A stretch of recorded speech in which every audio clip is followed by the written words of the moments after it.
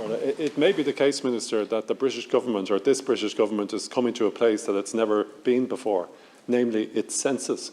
Because if you look back 10 days ago, it was clearly the case that the British media and the British political establishment had been forewarned that this was the day or this was the time when Article 16 was going to be triggered. Fortunately, they pulled back from the brink.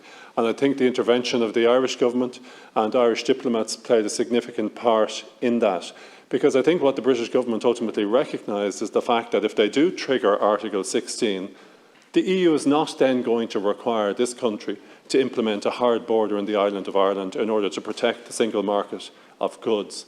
What would in fact have happened was that there would have been trade tariffs put on UK goods coming into the European Union. And I think that clear message that was sent by Ireland, by the European Union to Britain, forced them to concentrate their minds. But I would urge you to keep going with these negotiations. And the protocol is potentially a wonderful achievement for the people of Northern Ireland if the political leaders used it effectively. I mean, the UK position is outlined in what's known as a command paper that they published during the summer.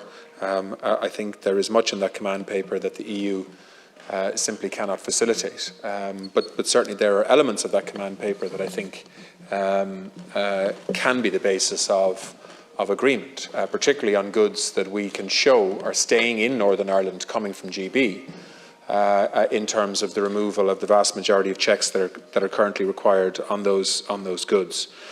So I think it is important that we try to give space for the negotiating teams to make progress now.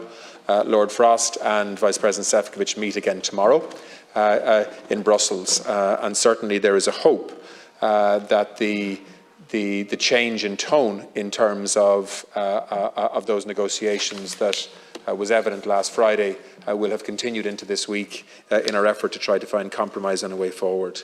In relation to Deputy O'Callaghan, I mean, look, we of course have to prepare for a triggering of Article 16 and a setting aside of significant elements of the protocol, should the British government decide to do that.